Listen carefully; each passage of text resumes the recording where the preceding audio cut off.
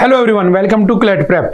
आज है 18 of the जुलाई 2024 और जैसा कि आपको पता है कि हम डेली न्यूज़ एनालिसिस करते हैं, उनका जो हमारे एग्जाम के पॉइंट ऑफ व्यू से इंपॉर्टेंट न्यूज़ होती हैं उनका फैक्चुअल एनालिसिस करते हैं। तो चलिए उसी सीक्वेंस को आगे बढ़ाते हैं। आज है 18 ऑफ द जुलाई और आज के दिन कौन सा डे सेलिब्रेट होता है तो याद रखना, आज एक ऐसे पर्सन के नाम से डे सेलिब्रेट होता है जिसने ह्यूमन राइट्स के लिए, ठीक है, आपको पता है कि दुनिया के 60 to 70% हिस्से पर किसी जमाने में ब्रिटिशर्स का रूल होता था। तो उनमें से एक रीजन आता था कौन सा, आपका अफ्रीका। और जो साउथ अफ्रीका था तो उसके अंदर जो बेसिकली लोग हैं वहां पे उनका कलर कैसा है, ब्लैक, ठीक है। तो ब्रिटिशर्स वहां पे क्या करते थे, रेसिज्म करते थे।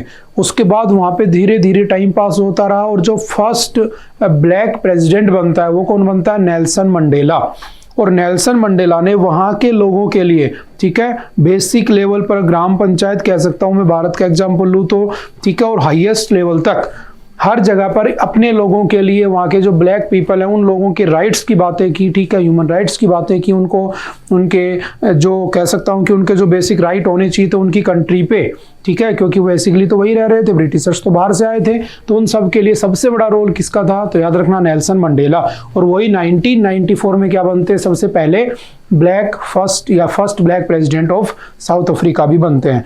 तो उस आदमी के नाम पर आज क्या बनाया जाता है तो नेल्सन मंडेला इंटरनेशनल डे, या कह सकता हूं इसको मंडेला डे भी सेलिब्रेट करते हैं। और याद रखना, मंडेला जो थे वो किसके प्रिंसिपल्स पर चलते थे, महात्मा गांधी, ठीक है। इसलिए आपने सुना होगा कि जब महात्मा गांधी पहली बार साउथ अफ्रीका गए थे, ठीक है, 1894 के अंदर, तब वो वहां पर जब जा रहे थे, कहां से कहां तक, डरबन टू प्रिटोरिया, तब रास्ते में एक रेलवे स्टेशन था पीटर मैरिजबर्ग, जहां पर उनको धक्के देकर निकाल दिया गया था ब्रिटिशर्स के द्वारा, ये कहते हुए कि तुम क्या हो, ब्लैक। और कोई भी ब्लैक पर्सन उस समय ट्रेन के अंदर, वो भी फर्स्ट एसी में ट्रेवल नहीं कर सकता।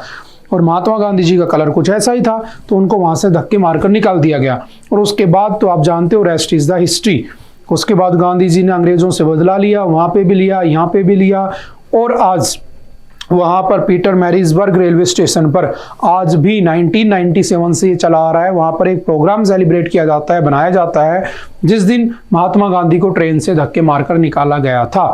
क्योंकि उन लोगों को लगता है कि अगर गांधी जी ना गए होते वहां पर तो गांधी जी आजाद, या वहां का साउथ अफ्रीका आजाद नहीं हो पाता, ठीक है। तो ये कुछ बेसिक पॉइंट याद रखना। तो आज कौन सा है, मंडेला डे, ठीक है। उसके बाद चलते हैं न्यूज की तरफ जो हमारे काम की है। देखो सबसे पहला है, Karnataka holds the jobs bill. देखो सिंपल सा समझना, आजकल एक ट्रेंड चला हुआ है, ठीक है, मेरे को सरकार में आना है मैं कुछ भी अनाउंसमेंट कर देता हूं, मेरे को सरकार में आना है मैं कुछ भी अनाउंसमेंट कर दे रहा हूं। ऐसे ही तुमने देखा होगा कुछ टाइम पहले आपका जो बिहार है, ठीक है, उस बिहार ने भी एक स्टेटमेंट दिया था, यानी कि बिहार सरकार ने कहा था कि हम अपने यहाँ पर 75% लोकल लोगों को क्या दे देंगे, रिजर्वेशन दे देंगे, ठीक है। उसके बाद आपने देखा होगा आपका जो हरियाणा है, हरियाणा ने भी क्या कहा था, 75% जो जॉब्स होंगी, ठीक है, प्राइवेट सेक्टर की, वो किसको दे दी जाएंगी तो आपके लोकल लोगों को दे दी जाएंगी, हरियाणा के लोगों को दे दी जाएंगी। तो बताओ क्या ऐसा होना चाहिए क्या, बिल्कुल भी नहीं होना चाहिए। क्योंकि आपने एक आर्टिकल पढ़ा होगा, सिंपल सा याद रखना, आर्टिकल नंबर 19 जो हमें बेसिकली क्या प्रोवाइड करता है, जो हमारे फ्रीडम्स देता है, हमें कितने टाइप की फ्रीडम मिली हुई है हमें इसमें, तो याद रखना 6 टाइप की फ्रीडम। सबसे पहला कौन सा आता है right to speech and expression, ठीक है, जिसमें न्यूज और ये सब आते हैं। फिर आता है right to assemble without weapons, to make union. फिर आता है आपका कौन सा, to roam across the nation. फिर आता है आपका कौन सा, to live anywhere in the nation. और लास्ट कौन सा आता है, बिल्कुल सिंपल सी लैंग्वेज में अगर हम समझे तो, to practise any profession across the nation. अब एक बात बताओ, आप अगर तुम कहते हो कि हम तो 75% लोगों को, अपने लोकल लोगों को ही जॉब दे देंगे, तो सिर्फ 25% जॉब के लिए कोई दूसरे स्टेट का बंदा इधर क्यों आएगा। तो आपने तो उसका आर्टिकल 19 ही छीन लिया। बात समझ में आ रही है ना। तो ये काफी स्टेट करते हैं। तो अभी क्या हुआ था, जैसे बिहार ने कहा, तो बिहार का जो मैं कह सकता हूं कि वहां स्टेट के जो हाई कोर्ट होते हैं उन्होंने क्या कर दिया, इसको अनकॉन्स्टिट्यूशनल कह दिया, कि इसको स्ट्रक डाउन कर दिया, ये नहीं हो सकता, पॉसिबल नहीं है। हरियाणा वाले को भी चंडीगढ़ हाई कोर्ट ने इसको हटा दिया, ठीक है, कि ऐसा पॉसिबल नहीं है। अभी रिसेंटली क्या हुआ, जो कर्नाटक है वहां पर भी ये बिल लाया गया कि हम क्या करेंगे, 50 to 75% जो रिजर्वेशन है ना वो लोकल कन्नड़ बोलने वाले लोगों को दे देंगे। अब बताओ क्या ये आपके आर्टिकल 19 को कह सकता हूं कि उसको फॉलो कर रहा है, तो बिल्कुल नहीं कर रहा है। तो वहां पर जितने भी बड़ी बड़ी इंडस्ट्रीज है ना, उन लोगों ने क्या किया, जो इंडस्ट्रियलिस्ट हैं उन लोगों ने इसकी बुराई करना शुरू कर दी और कह दिया कि अगर ऐसा हुआ तो हम कर्नाटक छोड़कर चले जाएंगे। आप जानते हो कर्नाटक में क्या, आपका बेंगलोर, वहां पे इतना बड़ा आईटी का हब बना हुआ है। अगर सोचो वहां पे कन्नड़ बोलने वाले लोगों को 75% जॉब मिल जाएगी, तो आप लोग जो प्रिपरेशन कर रहे हो, जो सॉफ्टवेयर इंजीनियर बनने की सोच रहे हो और सोच रहे हो कि मैं बेंगलोर में जाकर हाई पैकेज पे जॉब कर लूंगा, तुम्हारे लिए तो पॉसिबल ही नहीं है। तो क्या ऐसा होना चाहिए? बिल्कुल नहीं होना चाहिए। तो सिंपल सी एक बात याद रखना, हालांकि अभी ये जस्ट एक बिल है, एक्ट नहीं बना है, ध्यान रखना। जब भी कभी कोई बिल आता है तो सिंपल सा वो बिल आएगा, पहले जाएगा कहाँ पे आपका, या तो जैसे लोकसभा होगा तो लोकसभा, राज्यसभा, मैं स्टेट की बात कर लेता हूँ, किस में जाएगा आपका, विधानसभा, या फिर कहाँ पर जाएगा, विधान परिषद। या मान लो पहले कहाँ जाएगा, विधान परिषद, फिर कहाँ जाएगा, विधानसभा, और अल्टीमेटली कहाँ पर जाएगा, आपके गवर्नर। और अगर गवर्नर साइन कर दे तो वो क्या बन जाता है, एक्ट बन जाता है। और अगर गवर्नर साइन ना करे, उसको मना कर दे, तो वो वहीं पर क्या हो जाएगा, खत्म हो जाएगा। बात समझ में आ रही है? और अगर गवर्नर को समझ में नहीं आ रहा कि मैं पास करूं या ना करूं, जैसे इस वाले बिल में, तो वो किसको पास ऑन कर सकता है, प्रेसिडेंट को पास ऑन कर सकता है। कौन से आर्टिकल का यूज करके, आर्टिकल 200 यानी 200 का यूज करके। ठीक है, ये सिंपल सी 2-4 बातें याद रखना। अब एक बात समझना कि ये ऐसा क्यों किया जा रहा है, इसके पीछे का रीजन क्या है। तो रीजन बस इतना सा है कि वहां पर जो अनएम्प्लॉयमेंट बढ़ रहा है ना, उसको कम करने के लिए इनको लगता है कि हमें अपने स्टेट में जो रिजर्वेशन है ना, अपने लोगों को दे देना चाहिए। लेकिन कहीं ना कहीं ये गलत है, ये हमारे देश की इंटीग्रिटी के लिए ठीक नहीं है। ये भी मैं एक पॉइंट रख सकता हूं यहाँ पे। बात समझ में आ रही है? तो कुछ 2-4 बातें याद रखना। ठीक है, लोकल जो आपकी गवर्नमेंट है, उसके बाद धीरे धीरे हर जगह पर ये क्या कह रहे हैं कि हम क्या करेंगे, उनको रिजर्वेशन दे देंगे। जैसे कौन सा इशू है, तो look at the Karnataka state employment of the local candidates in the industries, factories and other establishment bill 2024, इसको नाम दिया गया है। ठीक है, हालांकि ऐसा होगा नहीं, पॉसिबल नहीं है, क्योंकि इससे पहले काफी स्टेट में ऐसा हो चुका है और उसको स्ट्रक डाउन यानी कि उसको कैंसिल किया जा चुका है। लेकिन हाँ, फिर भी 2-4 बातें याद रखना।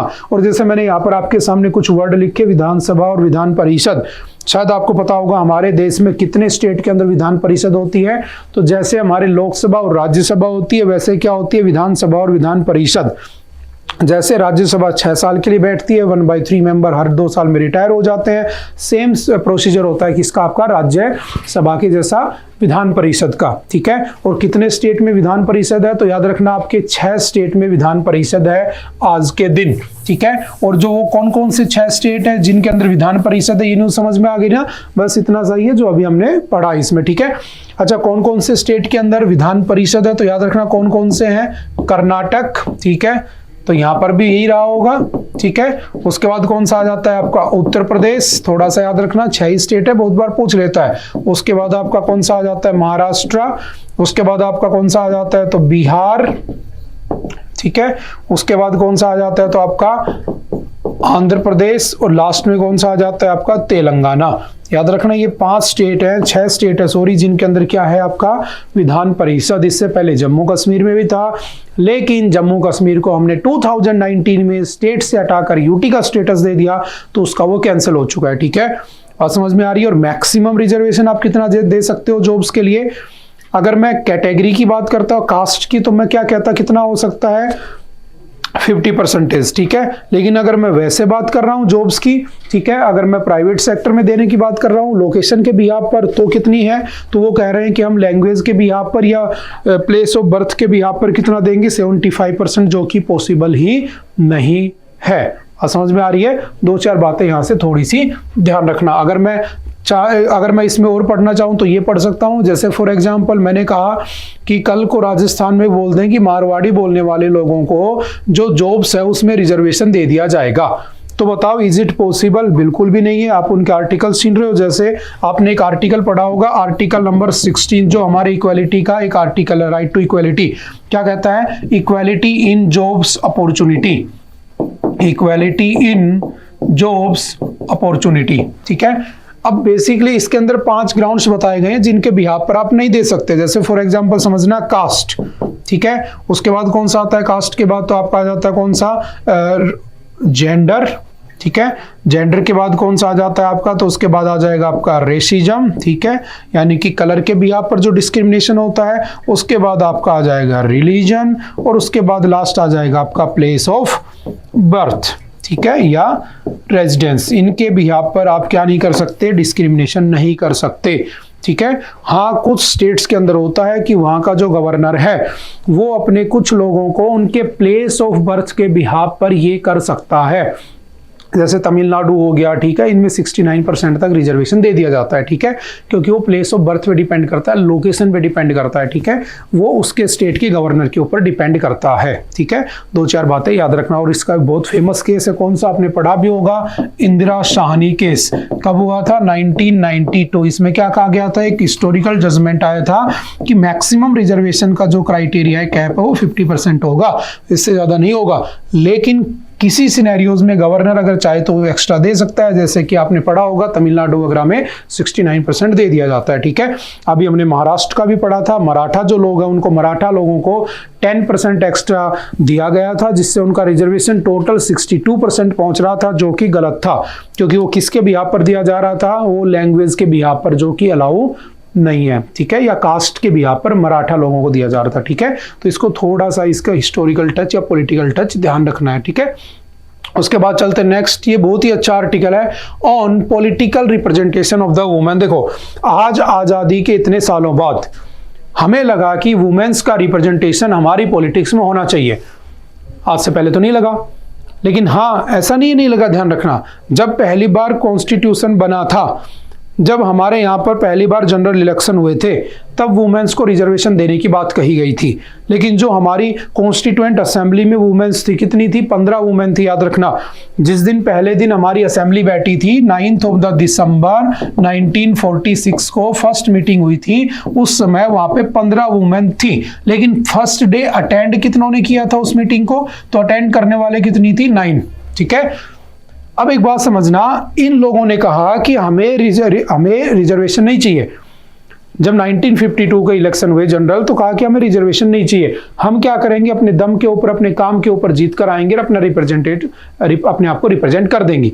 लेकिन अब क्या हुआ, धीरे धीरे हमें लगा कि हमें इनको क्या कर देना चाहिए, रिजर्वेशन दे देना चाहिए। क्यों? क्योंकि 2004 तक मैक्सिमम 10% ही वुमेन हुआ करती थी लोकसभा राज्यसभा इनमें, ठीक है। 2014 के बाद लगभग 12% हुई, और अभी 2024 के जो कल परसों इलेक्शन हुए हैं, 18th लोकसभा, इसके अंदर इनका परसेंटेज लगभग 14% पहुंच चुका है।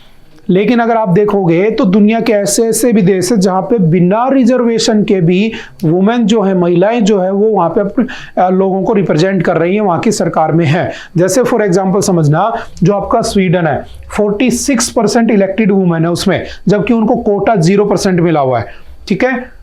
South Africa 45%, quota 0, Australia 38 0, France 38 0, Germany 35 0, UK 40 0, US 29 0, ठीक है। और पाकिस्तान और बांग्लादेश में इनको रिजर्वेशन है, तो यहाँ पे 16 और 20।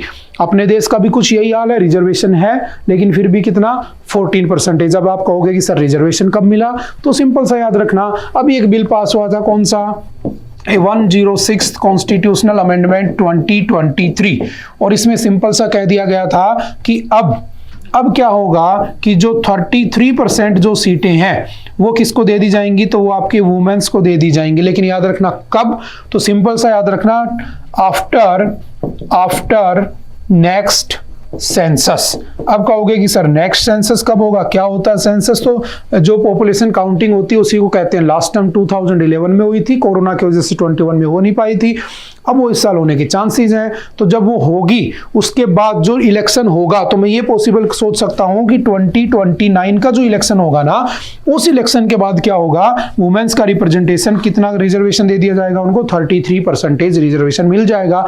तो मैं ये उम्मीद सोच सकता हूं कि अगले साल या अगली बार जब इलेक्शन होगा 19th लोकसभा का, तो ये परसेंटेज डाटा कुछ बढ़ा हुआ मिल सकता है।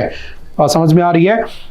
और 2-4 बातें याद रखना कि जो वुमेन्स को रिजर्वेशन है, ऐसा नहीं है कि पहली बार ऐसा दिया जा रहा है। इससे पहले आपने पढ़ा होगा, हमारे देश की सबसे बेसिक यूनिट क्या होती है, तो आप कहोगे सर सबसे बेसिक यूनिट ही तो स्ट्रॉन्ग होनी चाहिए। अगर मैं घर बना रहा हूं तो मेरे घर की नींव स्ट्रॉन्ग होगी, तभी तो मेरी बिल्डिंग चल पाएगी ना। अगर नींव ही खराब हो जाएगी तो कहां से घर चलेगा।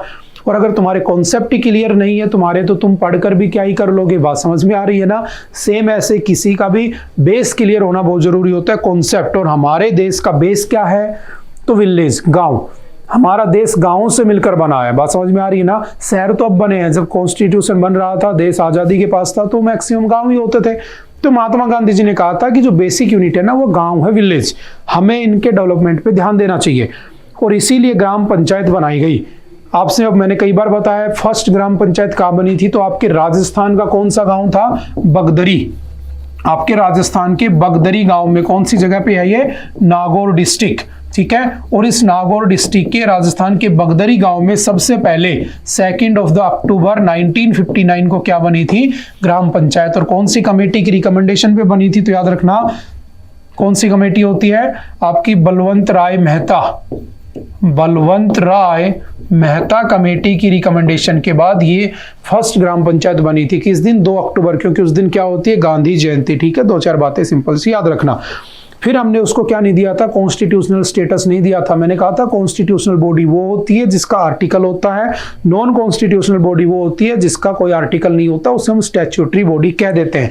जैसे NITI Aayog is statutory body, ठीक है, ऐसे आरटीआई और ये सब, ठीक है। आज के दिन ग्राम पंचायत क्या है, तो एक कॉन्स्टिट्यूशनल बॉडी है। कैसे बनी, तो याद रखना बाय 73rd कॉन्स्टिट्यूशनल अमेंडमेंट 1992, ठीक है। हमने क्या किया, जो आपकी ग्राम पंचायत थी, जीपी है ना, ग्राम पंचायत, उसको हमने क्या किया, रिकॉग्नाइज किया, कॉन्स्टिट्यूशनल बॉडी बनाया। और हमने उसको 24 अप्रैल 1993 में क्या दे दिया, कॉन्स्टिट्यूशनल स्टेटस दे दिया। इसलिए हम 24 अप्रैल को क्या सेलिब्रेट करते हैं, तो याद रखना क्या बनाते हैं उस दिन हम, तो हम ग्राम पंचायत या नेशनल पंचायती राज डे भी बनाते हैं, ठीक है। पंचायती राज डे सेलिब्रेट किया जाता है कब, 24 अप्रैल, ठीक है। 1993 को उसको कॉन्स्टिट्यूशनल स्टेटस मिला था। आज के दिन इसके 29 इसके वर्किंग होती हैं, काम होते हैं, ठीक है। इसका जो हेड होता है वो सरपंच होता है, पंच होते हैं, ये सारी बातें हम जानते हैं, ठीक है। तो थोड़ा सा याद रखना। हमने उस टाइम क्या किया था, पहली बार, अब आ जाओ काम की बात पे, पहली बार हमने क्या किया था,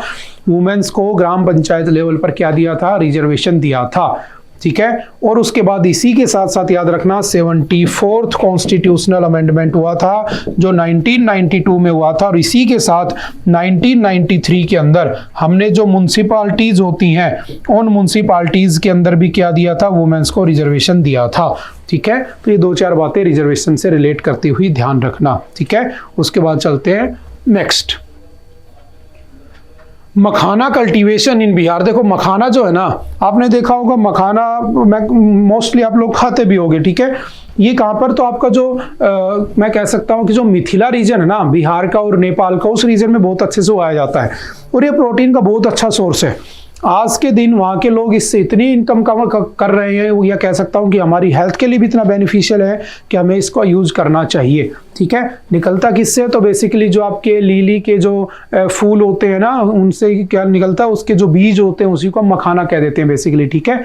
और इसकी जो एग्रीकल्चर है ये थोड़ा धीरे धीरे बढ़ता जा रहा है, तो जस्ट न्यूज में आ गया और कुछ भी नहीं है, ठीक है। अगर मैं सिंपल सा बताने की कोशिश करूँ तो 2 बातें याद रखना बस यहाँ से, कहाँ पे मिलता है, तो बिहार में मैक्सिमम होता है, बिहार या फिर नेपाल, ठीक है। और न्यूट्रिशन वैल्यू की अगर तुम बात करोगे तो देखो 100 ग्राम अगर तुम मखाना खाते हो तो 77 ग्राम कार्बोहाइड्रेट। ये 2-4 बातें जस्ट लिखी हुई हैं, इनको ना भी ध्यान रखना, लेकिन हाँ मखाना अभी न्यूज में था, ठीक है। तो कहाँ पर मिलता है, तो जो आपका बिहार और नेपाल के अंदर, ठीक है। फिर उसके आगे नेक्स्ट बढ़ जाते हैं, Bihar flood situation emerges in the Muzaffarpur after the Bagmati river. देखो जो बागमती रिवर है ना, वो बेसिकली आपकी बूढ़ी गंडक रिवर जो है ना उसकी ट्रिब्यूटरी होती है। और जो आपकी गंडक रिवर होती है वो किसकी ट्रिब्यूटरी है, तो गंगा की। तो अल्टीमेटली ये भी गंगा की ट्रिब्यूटरी हो गई, ठीक है। अब कई बार क्या होता है, देखो मैंने आपसे 1000 बार कहा है कि जब बारिश का सीजन होता है, मानसून का सीजन होता है, उस समय बहुत सारी रिवर्स के अंदर कह सकता हूँ कि बाढ़ आ जाती है ना। और जब नदियों में बाढ़ आ जाती है तो कहीं ना कहीं उसका इफेक्ट देखने को मिलता है। तो हमसे एग्जाम में बहुत बार क्वेश्चन पूछ लेता है, ठीक है, जैसे कोई पुल टूट गया तो पूछ लेगा, ठीक है, अगर उससे कोई नुकसान हो गया तो पूछ लेगा, ठीक है। ऐसे ही अभी बारिश का सीजन चल रहा है तो जगह जगह नदियों में बाढ़ आती रहती है, कहीं डैम टूटेंगे, कहीं डैम चलेंगे। एक बार तो 2018 में इतनी भयंकर बाढ़ आई थी, इतना भयंकर बारिश आई थी कि पूरा केरला पानी में चला गया था। आज तक उसके क्वेश्चन पूछता है बच्चों से, बात समझ में आ रही है ना। तो इस वाली न्यूज को थोड़ा सा, जैसे मैंने आपको समझाया था, उस पॉइंट ऑफ व्यू से पढ़ लेना है, ठीक है, कि बागमती रिवर किसकी ट्रिब्यूटरी है, गंगा की ट्रिब्यूटरी है, ठीक है। और अगर मैं आपसे पूछूं कि सोर ऑफ बिहार किसे कहते हैं, तो कोसी रिवर को हम क्या कह देते हैं, सोर ऑफ बिहार। जैसे कि देखो, ये आपकी गंगा रिवर है, इसकी ट्रिब्यूटरी की बात करूं तो ये कौन सी आ रही है, गंगा। इधर घाघरा मिल रही है, गंडक मिल रही है, बूढ़ी गंडक मिल रही है, ये बागमती है, ये इसमें मिल जाती है, और ये फिर गंगा में मिल जाती है। ये कौन सी है, कमला, ये कोसी, ये महानंदा, ठीक है, ये अजय, ये छोटी छोटी रिवर्स के नाम है, ठीक है। क्यूल, फाल्गु, पुनपुन, ठीक है, सोन, ठीक है, करमनासा, ये सारी क्या है, किसकी ट्रिब्यूटरीज हैं, आपकी गंगा की। लेकिन ये सारी कहाँ की ट्रिब्यूटरीज हैं, बिहार। तो इतना भी डिटेल में ना याद रखो, तो जस्ट इसको जरूर याद रखना, किसको, बागमती को, जो कि अभी न्यूज में बनी हुई है, ठीक है। और ये आपकी कोसी, जिसको हम क्या कहते हैं, सोर ऑफ बिहार, ठीक है। ऐसे ही सोर ऑफ वेस्ट बंगाल किसको कह देते हैं, तो हम किसको कह देते हैं, आपकी सोर ऑफ उड़ीसा किसको कह देते हैं, महानदी को, ठीक है। सोर ऑफ आसाम किसे कह देते हैं, ब्रह्मपुत्रा को। 2-4 पॉइंट शायद हम पढ़ चुके हैं पहले, है ना, इसको देख लेना। अभी मानसून रिवर की न्यूज आती रहेंगी, ठीक है, तो इतना परेशान नहीं होना है, ठीक है। नेक्स्ट कौन सा इंपॉर्टेंट, देखो ये बहुत अच्छी न्यूज है, समझना। हम चाहते हैं कि देखो हमारे यहाँ पर जो मिनरल अवेलेबल नहीं है ना, हम उसे क्रिटिकल मिनरल कह देते हैं, कि हमारे लिए मिलना क्रिटिकल है, ठीक है। ऐसे हर देश के कुछ क्रिटिकल मिनरल्स बने हुए हैं कि यार वो वहां पे नहीं मिलते, तो उनके लिए वो क्रिटिकल है, ठीक है।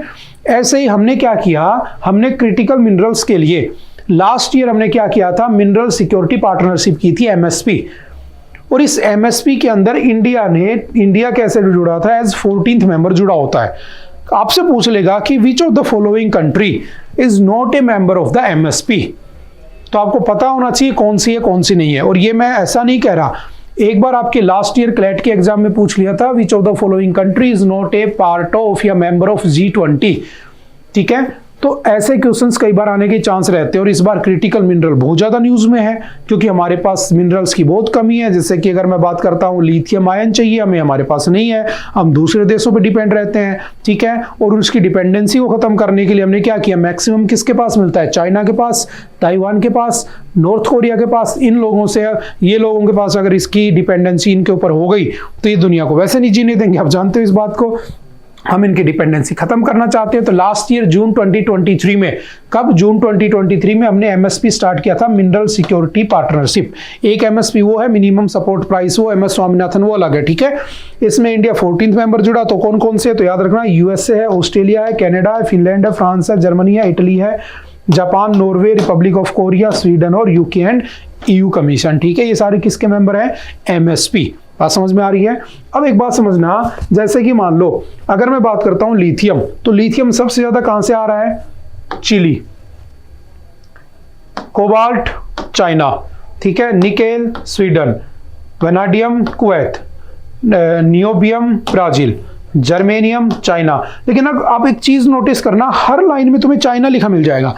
तो इन देशों की डिपेंडेंसी को ही तो खत्म करना है हमें। तो सिंपल सा देखो, mines ministry launches 4th tranche of auction of the critical and the strategic minerals, ठीक है। हमें क्या करना है, स्ट्रेटेजिक और क्रिटिकल मिनरल्स को ढूंढना है। उसके लिए हमने एक प्रोग्राम भी लॉन्च किया हुआ है, शायद आपको याद भी होगा, क्या नाम है उसका, तो उसका नाम है समुद्रयान। क्या नाम है, समुद्रयान। ये बार बार न्यूज में आता रहता है। और समुद्रयान का मतलब क्या है कि इसके अंदर जो सबमर्सिबल आप यूज करोगे उसका नाम क्या है, मत्स्य 6000। यानी कि क्यों इसका मतलब क्या है, तो आप ओशियन में 6000 मीटर, याद रखना ये मीटर है, किलोमीटर मत कर देना, क्योंकि 6000 किलोमीटर का मतलब है तुम धरती के इस कोने से दूसरे कोने पे निकल चुके हो, ठीक है। या मैं कह सकता हूं कि बिल्कुल बीच में पहुंच चुके हो, क्योंकि 12754 के आसपास क्या होता है, इसका किलोमीटर डायमीटर होता है पूरा, ठीक है। तो आप बिल्कुल अर्थ के कोर में चले जाओगे, ठीक है। तो 6000 मीटर है वो, किलोमीटर नहीं है, ध्यान रखना। और इतने नीचे जाकर हम क्रिटिकल मिनरल को ढूंढेंगे। उस मिशन का नाम क्या है, तो हमारा समुद्रयान। उसमें सबमर्सिबल कौन सी यूज होगी, मत्स्य 6000। जब जाएगा तब हम इसको डिटेल में और पढ़ लेंगे, ठीक है। बात समझ में आ रही है ना? तो क्योंकि हमारे सरफेस पे तो है नहीं मिनरल, तो हम चाहते हैं कि आसपास के जो पानी वाला रीजन है उसमें मिल जाए, और कुछ भी नहीं है। ठीक है, तो 2-4 बातें याद रखना, इसमें कौन कौन से मेंबर है, कौन सा नहीं है, इंडिया कौन सा था, कब जुड़ा था, 2-4 आपके एग्जाम के पॉइंट ऑफ व्यू से इंपॉर्टेंट। ठीक है, वो सारी लिस्ट याद नहीं करनी है। ठीक है, नेक्स्ट कौन सा है? Census reveals surge in the सारस। देखो सारस क्या होता है, ये आपके सामने फोटो लगी है, आप जानते होंगे, देखा होगा। इनकी अभी पॉपुलेशन बढ़ गई। ठीक है, तो ये जस्ट थोड़ा सा न्यूज के अंदर आ गया। ठीक है, हाँ, इसकी 2-4 बातें याद रखना, आपसे पूछेगा तो ये कौन सा है, तो tallest flying bird in the world, दुनिया में सबसे बड़ा उड़ने वाला जो आपका बर्ड है वो कौन सा है, तो आपका सारस। ठीक है, इसका साइंटिफिक नेम क्या है, ग्रूस एंटीगोन। ठीक है, आपसे पूछेगा कि इसका स्टेटस क्या है, तो वल्नरेबल इसका स्टेटस है। आपसे पूछेगा कि जो वाइल्ड लाइफ प्रोटेक्शन एक्ट आया था 1972, उस एक्ट के कौन से शेड्यूल में है, तो याद रखना ये आपके शेड्यूल नंबर 5 में पाया जाता है। ठीक है, इसको ऐसे एक 1 लाइन के पॉइंट ऑफ व्यू से याद रखना। ठीक है, और एनवायरनमेंट की जो न्यूज है उसको प्लीज एक बार एटलीस्ट पढ़ लिया करो। ठीक है, क्योंकि इस बार पूरा साल ही एनवायरनमेंट पे चल रहा है। कहीं आपके ग्लेशियर पिघल रहे हैं, कहीं आपके कोई जो हीट वेव चल रही है, कहीं पर कोई जानवरों की न्यूज आ रही है। ठीक है, तो हमें उसको बिल्कुल भी नेग्लेक्ट नहीं करना है। एक ऐसा हॉट टॉपिक होता है, कहीं से भी रैंडमली कुछ भी पूछ लेता है, और अगर आप पर डे के हिसाब से 2-2 न्यूज पढ़ते रहते हो तो लास्ट तक तुम्हें वो याद भी हो जाती है। ठीक है, उसके बाद कौन सा, NITI Aayog plans hackathon to accelerate zero emission truck adoption in India. सबसे पहले समझना नीति आयोग क्या होता है। ठीक है, तो देखो पहले हमारे यहाँ पर एक था प्लानिंग कमीशन। क्या था? Planning commission. ठीक है, अब देखो प्लानिंग कमीशन क्या है, बेसिकली ये बना कब था, 15 मार्च 1950, और इसका हेड हमेशा कौन होता था, तो इसको हेड किया जाता था किससे, प्राइम मिनिस्टर। ठीक है, देखो हुआ क्या था, जब हम आजाद हुए थे, जब हम इंडिपेंडेंट हुए थे, तो हमारे पास खाने को दाने नहीं थे, बर्बाद थे हम, कुछ नहीं था हमारे देश में। ठीक है, परमानेंट सेटलमेंट, रेतवाड़ी, महलवाड़ी, इन्होंने बहुत बर्बाद किया, अंग्रेजों ने सब कुछ लूट लिया। तुम्हें सोने की चिड़िया कहा जाता था, अंग्रेज सोना सोना लूट गए और चिड़िया चिड़िया छोड़ गए। अब हमने सोचा क्या करें, तो उस समय जो हमारे प्राइम मिनिस्टर थे पंडित जवाहरलाल नेहरू, उन्होंने क्या किया, एक प्रोग्राम बनाया, प्लानिंग कमीशन नाम से एक ग्रुप बनाया, एक डिपार्टमेंट बनाया जिसका काम है प्लानिंग करना। हमने क्या किया, एक एक सेक्टर को चूज किया, पहले एग्रीकल्चर, फिर कभी बैंकिंग, कभी हैवी इंडस्ट्रीज, कभी आपका इसरो जो आपका स्पेस डिपार्टमेंट, कभी कुछ। ठीक है, हमने ऐसे कर करके लगभग 12 है ना, टोटल 12 क्या चलाए, 5 ईयर प्लान चलाए। तो मैं ये कह सकता हूं कि प्लानिंग कमीशन 5 ईयर प्लान चलाता था। कितने 5 ईयर प्लान चलाए इसने, 12 चलाए।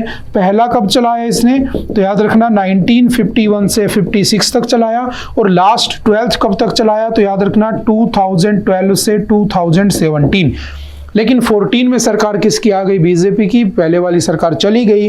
तो सरकार बदलने के बाद इस वाले डिपार्टमेंट का नाम बदल के क्या कर दिया, नीति आयोग, जिसका नाम होता है national institute for transforming India, यानी कि इंडिया को ट्रांसफॉर्म करने के लिए नेशनल इंस्टीट्यूट, ऐसे याद कर लेना। काम वही करता है जो प्लानिंग कमीशन करता है, बस नाम बदल गया उसका। आज भी उसका हेड कौन है, तो पीएम है। ठीक है, तो उसका पहला पीएम भी कौन था, तो नरेंद्र मोदी जी। आज भी कौन है उसके हेड, तो नरेंद्र मोदी जी। ठीक है, हाँ, उसके वाइस चेयरमैन कौन है, तो आज के दिन है सुमन बेरी। ठीक है, उसका सीईओ कौन है, तो बीवीआर सुब्रमण्यम। ये बातें हम कई बार पढ़ भी चुके हैं। ठीक है, तो ये किसके बारे में था, नीति आयोग। देखो जब भी कभी देश के डेवलपमेंट की बात होगी, जब भी कभी देश का डेवलपमेंट फ्यूचर को दिखाएगा या फ्यूचर में ऐसा होगा और देश आगे बढ़ेगा, तो हमेशा उसमें एक डिपार्टमेंट याद रखना, अगर तुम्हें याद ना हो तो भी, नीति आयोग, क्योंकि वही उसको लीड कर रहा होगा। तो ये भी किसकी बात कर रहा है, तो पढ़ना एक बार, इस न्यूज को समझ गए ना थोड़ा सा बेसिक सा, कि ये बेसिक होता क्या है। अब समझना नीति आयोग ने क्या किया, plans a hackathon to accelerate zero emission truck adoption in India. देखो मैंने अभी कहा था एनवायरनमेंट है ना, सारस पढ़ा था हमने। एनवायरनमेंट के लिए हमें पता है कि ग्लोबल टेम्परेचर इतना बढ़ रहा है कि एक दिन 2100 आते आते पूरी जो धरती है पानी में खत्म हो जाएगी, हमें नहीं होने देना है। तो हमने एक टारगेट सेट कर रखा है नेट जीरो, कब का, 2070, और इसको अचीव करना, ये किसका टारगेट है, याद रखना इंडिया। और अगर पूछे वर्ल्ड का टारगेट कौन सा है, तो वर्ल्ड का टारगेट आपका 2050, और अगर मुझे इसको अचीव करना है तो मुझे कुछ तो करना पड़ेगा। तो मैंने क्या किया, जो ट्रक्स चलते हैं ना, इन ट्रक्स को क्या कर दो, 100% इनका इलेक्ट्रिफिकेशन कर दो, क्योंकि सबसे ज्यादा अगर मिशन कोई कर रहा है ना तो ट्रक कर रहे हैं, क्योंकि इतने दुनिया भर के ट्रक चलते हैं, आप देखते होगे ना। तो इनको किस पे चला दो, इलेक्ट्रिक पे चला दो, इनका इलेक्ट्रिफिकेशन कर दो। ये सबसे अच्छा तरीका है क्या करने का, पोल्यूशन को कंट्रोल करने का। सबसे अच्छा तरीका है ग्लोबल वार्मिंग को कम करने का। सबसे अच्छा तरीका है टारगेट 2070 को अचीव करने का। ठीक है, तो नीति आयोग इसके ऊपर काम कर रहा है। तो सिंपल सा इसको वन लाइनर में हम पढ़ सकते हैं। समझ में आ रही बात?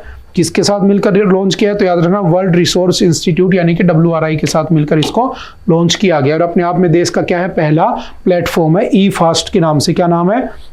ई फास्ट। अगर आपसे पूछ ले, रिसेंटली ई फास्ट इनिशिएटिव स्टार्ट किया गया था, जो कि आपके नीति आयोग ने स्टार्ट किया था। क्या है, तो सिंपल से याद रखना, जो ट्रक्स हैं उनके इलेक्ट्रिफिकेशन से लिंक कर रहा है और कुछ भी नहीं है। ठीक है, सिंपल सा नीति आयोग को पढ़ लेना। ठीक है, नेक्स्ट कौन सा है, 9 of the 13 crew members of the capsized oil tanker rescued by the navy of Oman coast. देखो अभी हुआ क्या कि जो आपका ओमान है ना, उसके कोस्ट के ऊपर बेसिकली क्या हुआ, हमारे कुछ नेवी के लोगों को पकड़ लिया गया। तो देखो सिंपल सा पढ़ लेते हैं। Indian navy's mission deployed warship INS Teg assisting in a search and rescue operation after the Comoros flagged oil tanker MV Prestige Falcon capsized off the Oman coast। और इसके अंदर 8 इंडियंस थे और 1 श्रीलंका का था।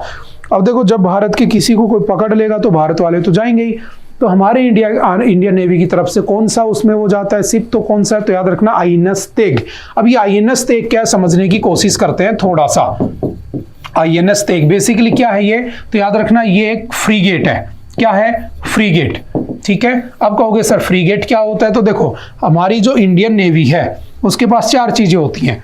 एक होता है उसके पास फ्रीगेट, ठीक है, एक होता है उसके पास कौन सा, डिस्ट्रॉयर, ठीक है, एक होता है उसके पास कौन सा, सबमरीन, ठीक है, और एक होता है उसके पास कौन सा, एयरक्राफ्ट कैरियर। ठीक है, अब देखो एयरक्राफ्ट कैरियर तो 2 ही हैं हमारे पास। ठीक है, एक कौन सा है आपके पास, विक्रमादित्य।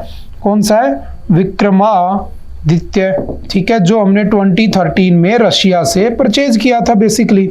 ठीक है, एक हमारे पास कौन सा है, विक्रांत, जो हमने खुद ने बनाया है, विक्रांत। ठीक है, 2 ही हैं।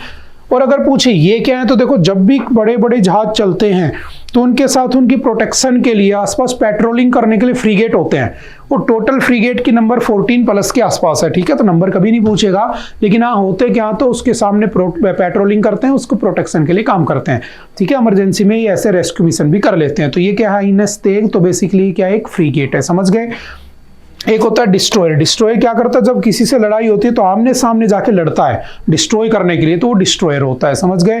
एक क्या होता है, सबमरीन। सबमरीन क्या होती है, जो पानी के अंदर सबमर्ज होकर चलती है। कोई पेट्रोल पावर्ड होती है, कोई डीजल पावर्ड, कोई होती है आपकी एटॉमिक पावर, ठीक है, न्यूक्लियर पावर्ड होती है, वो अलग अलग होती है। ठीक है, बाकी हम DRDO वाली क्लास में इंडियन आर्मी के वेपन्स, इंडियन नेवी के जितने भी कह सकता हूँ कि आपके वॉरशिप हैं ये पढ़ते हैं उसके अंदर। ठीक है, डिटेल में आपके एयरक्राफ्ट कैरियर, आपके जो एयरफोर्स है उसके हेलीकॉप्टर, ठीक है, फाइटर प्लेन कौन कौन से, वो सब हम उसमें डिस्कस कर लेते हैं। ठीक है, तो यहाँ से एग्जाम के पॉइंट ऑफ व्यू से सिंपल सा याद रखना, फ्रीगेट क्या होते हैं, डिस्ट्रॉयर क्या होते हैं, सबमरीन क्या होती है, एयरक्राफ्ट कैरियर क्या होते हैं।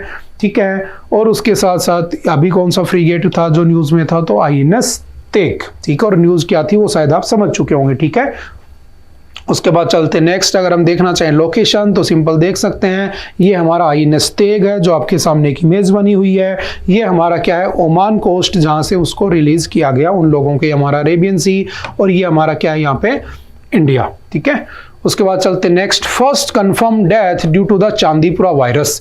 देखो बारिश का सीजन हो, ठीक है, और वायरस ना निकले तो कोई मतलब ही नहीं है, नई नई बीमारियां ना पैदा हो तो कोई मतलब ही नहीं है। तो अभी रिसेंटली क्या हुआ, एक नया वायरस आया जिसका नाम है चांदीपुरा वायरस। और ये चांदीपुरा वायरस बेसिकली कहाँ पे है, तो आपके गुजरात और आपका जो राजस्थान वाला रीजन है इसमें अफेक्ट कर रहा है। और ये बेसिकली बच्चों को होता है जो 0 से 14 ईयर के एज के बच्चे होते हैं। ठीक है, और ये एक मक्खी होती है सैंड फ्लाई। ठीक है, उस सैंड फ्लाई के द्वारा ये फैलाया जाता है। ठीक है, इसके द्वारा जब ये आपको काट लेती है तो ये आपके पास पहुंच जाता है। ठीक है, अब ये जो वायरस है, आप मुझे कमेंट करके बताओगे कि इसका नाम क्या है वायरस का। ठीक है, हाँ इसका नाम चांदीपुरा है, लेकिन इसके आगे एक वर्ड और है, वो आप मुझे कमेंट करके बताओगे कि इसको चांदीपुरा आगे क्या लिखा है। ठीक है, अब ये इसमें क्या हुआ, एक कंफर्म डेथ हो चुकी है, कुछ लोग और भी बीमार हैं, ऐसा नहीं पता कि वो लोग इसी बीमारी से वो परेशान है कि कोई दूसरी बीमारी है, लेकिन हाँ उनके सिम्टम्स बिल्कुल सेम है। इसमें होता क्या है बेसिकली, तो आपका जो ब्रेन होता है उसके अंदर क्या हो जाता है, इन्फ्लेमेशन हो जाता है, यानी कि वो क्या कर जाता है, उसमें सूजन आ जाती है और उसके बाद कोमा या डेथ हो सकती है। ठीक है, 0 to 14 ईयर के बच्चों को ज़्यादा इफेक्ट करता है, तो आप मुझे ज़रूर कमेंट करके बताना। ठीक है, और अगर ये बीमारी मान लो पूरे भारत में फैल जाती है तो इसे हम क्या कह देंगे, एपिडेमिक। अगर ये भारत के कुछ जगह पर दूसरे देशों के कुछ कुछ शहरों में फैल जाएगी तो एंडेमिक, और अगर ये आपके पूरे दुनिया भर में फैल जाएगी तो कोविड-19 की तरह हम इसे पेंडेमिक कह देंगे। तो 3 वर्ड भी वो एटलीस्ट याद रखना। ठीक है, नेक्स्ट कौन सा है, 10 Indian dogs in Paris to guard Olympics. देखो अभी ओलंपिक्स होने वाले हैं, ठीक है, और इस बार कहाँ पे हो रही हैं, पेरिस के अंदर हो रहे हैं। ठीक है, सबसे पहले कब स्टार्ट हुए थे, तो आपको पता होगा सबसे पहले 1896 में स्टार्ट हुए थे। ठीक है, जो मॉडर्न ओलंपिक्स में कह सकता हूँ। ठीक है, ग्रीस, एथेंस, ग्रीस से स्टार्ट हुए थे। ठीक है, और इस बार जो होने वाले हैं वो कहाँ पे होने वाले हैं, तो आपके फॉर एग्जांपल पेरिस। ठीक है, और अब ये जब स्टार्ट हो जाएंगे, जब खत्म हो जाएंगे तो हम इसको डिटेल्ड इसमें एक्सप्लेनेशन के साथ पढ़ लेंगे। ठीक है, और हम उम्मीद करते हैं कि भारत इसमें ज़्यादा से ज़्यादा मेडल जीत के आए। ठीक है, ताकि हम थोड़ा सा प्राउड भी फील कर सकें। लेकिन एग्जाम के पॉइंट ऑफ व्यू से देखा जाए तो कम ही जीते तो ठीक है, वरना तुम्हें ज़्यादा याद करने पड़ेंगे। अब आपको चूज करना है कि देश पहले है कि तुम्हारा एग्जाम पहले है। ठीक है, मेरे हिसाब से तो मैक्सिमम जीतने चाहिए। हम इसको पढ़ लेंगे और डिटेल्ड में। ठीक है, सिंपल सा याद रखना। उसमें जो ओलंपिक है वहाँ पे देखो न्यूज़ कितनी अच्छी है, वहाँ पर गार्ड करने के लिए भारत के जो डॉग है ना वो बुलाए गए हैं, भारत से कुत्ते ले जाए जा रहे हैं। कौन कौन से हैं, तो देखो एक है रामपुर हाउंड। ठीक है, अब गूगल कर लेना कैसे होते हैं, मुझे पता नहीं है। ठीक है, एक आपका हिमालयन माउंटेन कैनिन्स। ठीक है, एक आपका हिमाचली सेफर्ड, एक आपने सुना होगा जर्मन सेफर्ड, एक होता है हिमाचली सेफर्ड। ठीक है, एक होता है गद्दी और बकरवाल, और लास्ट कौन सा है, तिब्बतन मास्टिफ। ठीक है, इनको वहां पर ले जाया जा रहा है, वहां पे गार्ड करने के लिए। ठीक है, और आपने सुना होगा कि हमारी जो आर्मड फोर्सेज हैं वो भी क्या रखती हैं, उनके पास भी बहुत सारे डॉग्स होते हैं। ठीक है, तो आपने कई बार सुना होगा क्या इन कुत्तों को सैलरी मिलती है, तो नहीं मिलती है। क्या इनको पेंशन मिलती है, नहीं मिलती है, लेकिन हाँ इनकी केयर टेकिंग बहुत अच्छे से की जाती है। ठीक है, क्या आप आर्मी से रिटायर होने के बाद इन कुत्तों को गोद ले सकते हो, मतलब अडॉप्ट कर सकते हो, तुम अपने पास रख सकते हो, बिल्कुल रख सकते हो। आपको एफिडेविट वगैरह जमा कराने होंगे, सरकार की परमिशन लेनी होगी, आप भी उसको घर पर ला सकते हो। ठीक है, ऑप्शन होता है उनका जब भी। ठीक है, तो 2-4 बातें याद रखना। न्यूज़ बस इतनी थी कि उसमें हमारे यहाँ से 10 इंडियन डॉग्स ले जाए गए। नेक्स्ट कौन सा है, ADB retains India's financial year 2025 GDP growth outlook at 7%। देखो एडीबी क्या है बेसिक सा, तो सिंपल सा पढ़ना, एशियन डेवलपमेंट बैंक। कब बना था एडीबी, एशियन डेवलपमेंट बैंक, तो सिंपल याद रखना 1966 में बना था। टोटल कितने मेंबर्स हैं इसमें, तो याद रखना 68 मेंबर्स हैं। इसका हेडक्वार्टर कहाँ पे है, तो याद रखना मनीला, फिलीपींस। कहाँ पे इसका हेडक्वार्टर, मनीला, फिलीपींस। ठीक है, आपसे पूछेगा इसे क्या कहते हैं, तो इसे हम वर्ल्ड बैंक ऑफ एशिया भी कहते हैं। वर्ल्ड बैंक ऑफ एशिया भी कहते हैं। जब भी एशिया में जब भी किसी को लोन लेना होता है तो लोन कौन देगा, एडीबी देगा। इसने अभी प्रेडिक्ट किया है कि हमारे इंडिया की जो ग्रोथ रेट है वो इस बार कितनी होने वाली है, 7%। और ऐसे क्वेश्चंस रैंडमली पूछ लेते हैं। ठीक है, तो सिंपल सा याद रखना, एडीबी जो है उसने इंडिया की ग्रोथ रेट कितनी बताई है, 7%। जीडीपी क्या होता है, ग्रोस डोमेस्टिक प्रोडक्ट। एक with in a certain boundary, with in a certain time period, जितना भी वहाँ पे फिनिश्ड जो गुड्स हैं, फिनिश्ड प्रोडक्ट हैं जो बनकर तैयार हो चुके हैं, जैसे एसी बन के आ चुका है, चाहे बिके या ना बिके, मार्केट में आ चुका है, वो जो फिनिश्ड प्रोडक्ट होते हैं वो, प्लस जो सर्विस सेक्टर से पैसा कमाया जाता है, उसको एक साल में जितना पैसा कमाया वो तुम्हारी क्या होती है, जीडीपी, ग्रोस डोमेस्टिक प्रोडक्ट। ठीक है, सिंपल सा इसको याद रखना। ठीक है, और ये जो आपका एडीबी है इसमें सबसे ज्यादा शेयर किसके हैं, जापान और यूएसए के 15.6% शेयर। कई बार पूछ लेता है क्वेश्चन, फिर चाइना के, फिर इंडिया के और फिर ऑस्ट्रेलिया के। ये टॉप 4 क्या हैं इसके आपके शेयर होल्डर्स हैं। ठीक है, सिंपल सा ध्यान रखना। नेक्स्ट चलते हैं, शिवाजीज वाघ नख फ्रॉम यूके।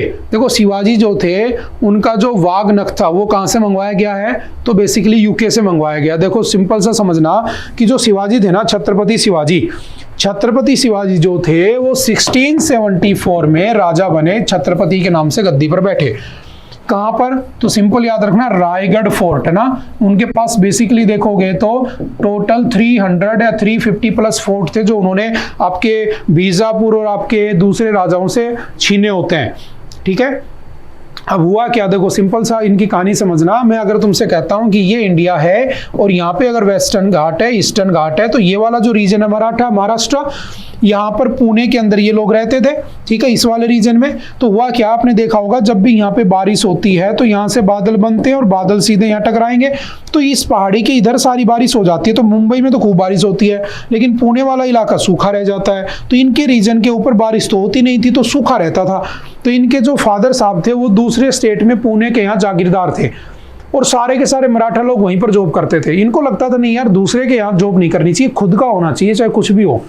इन्होंने क्या किया, अपने 4-5 दोस्तों की टोली बनाई और दूसरे स्टेट पे अटैक करते, उनके किले छीन लेते। ऐसे करते करते इन्होंने 350 फोर्ट को कब्जा लिया। और जब ये राजा बने तो कौन से फोर्ट के ऊपर ये राजा बने होते हैं, ओथलिए होते हैं 1674 में, तो आपके कहाँ पर, आपके रायगढ़ फोर्ट में। उससे पहले एक छोटा सा इंसिडेंट हुआ था। हुआ क्या था, देखो शिवाजी इतने पावरफुल थे, हालांकि उनकी हाइट नहीं थी, लेकिन फिर भी सब उनसे डरते थे। उनका एक दोस्त भी थे तानाजी, शायद आपने मूवी देखी होगी अजय देवगन की, है ना। अब हुआ क्या कि ये सबसे लड़ते रहते थे, तो एक बार बीजापुर दुखी हो गया कि यार ये बहुत हमारे फोर्ट कब्जा लिया, इसको कुछ करना पड़ेगा। तो उस समय बीजापुर के पास, है ना, औरंगजेब के पास भी इतना बड़ा कमांडर नहीं था खतरनाक जितना बीजापुर के पास था, आदिल शाह के पास। उसने क्या किया, अपने सबसे खतरनाक कमांडर को, है ना, जिसका नाम था अफजल खान, उसको भेजा कि जाओ शिवाजी को समझा के आओ, मार के आओ उसको। अफजल खान आ गया शिवाजी के पास। शिवाजी को पहले बता दिया गया, भास्कर राव नाम का एक पर्सन होता है, कि सतर्क रहना, सावधान रहना, कुछ भी हो सकता है। दोनों मिले, दोनों की सेनाएं जंगलों में छुप गई और दोनों एक किसी शिवगढ़ का जो किला था, ठीक है, उसके ऊपर मिले। और जब दोनों मिले जंगल के अंदर, तो इसने, अफजल खान ने शिवाजी को गले लगाने के लिए आगे बढ़ा। और जैसे गले लगाए तो आप देख रहे होंगे कि इनकी जो हाइट है वो शिवाजी से काफ़ी अधिक हाइट है। इनकी 5.5 फुट ही, इनकी 7 फीट के आसपास। अब क्या हुआ, जैसे गले लगाने के लिए मुड़े तो शिवाजी को पहले से पता था कि गड़बड़ हो सकती है, ठीक है। तो शिवाजी ने अंदर से लोहे के कपड़े पहन रखे थे, जिसको कवच कहा जाता था पहले, ठीक है। जैसे ही इसने इनको साइड में दबाया और इनको तलवार मारना चाहा तो तलवार तो मार नहीं पाई, क्योंकि अंदर लोहा पहन रखा था। तभी शिवाजी ने क्या किया, शिवाजी को पता था, वो अपने हाथ में ये पहन कर गए थे, जिसको टाइगर क्लॉज कहते हैं, ठीक है, नाग वक, ठीक है।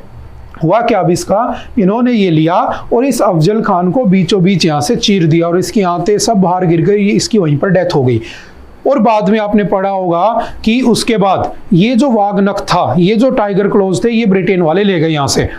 अब उन्होंने हमें 3 साल के लिए वापस दे दिया है, और उसको अभी आपके एमपी के सतारा में क्या किया जा रहा है, अब उसको रिप्रेजेंट किया जा रहा है लोगों को दिखाने के लिए। अगर आप भी शिवाजी से प्रेम करते हो, चाहते हो कि उनकी कुछ चीज़ें देखी जाएं, तो आप भी वहां पर जाकर उनके उस वाघनख को देख सकते हो, जिससे उन्होंने अफजल खान को बीच में से चीर दिया था, ठीक है। तो बस इतनी सी न्यूज़ है, लेकिन ये कई बार न्यूज़ में आ चुका है। जब ये लाया गया था तब ये न्यूज़ में था। लास्ट ईयर इस अफजल खान जहां पर इसको मारा था, वहां पर शिवाजी ने इसका टॉम्ब बनवाया था, मकबरा। लेकिन अभी पिछले साल क्या हुआ, हमारी सरकार ने उस मकबरे को गिराने की बात कह दी।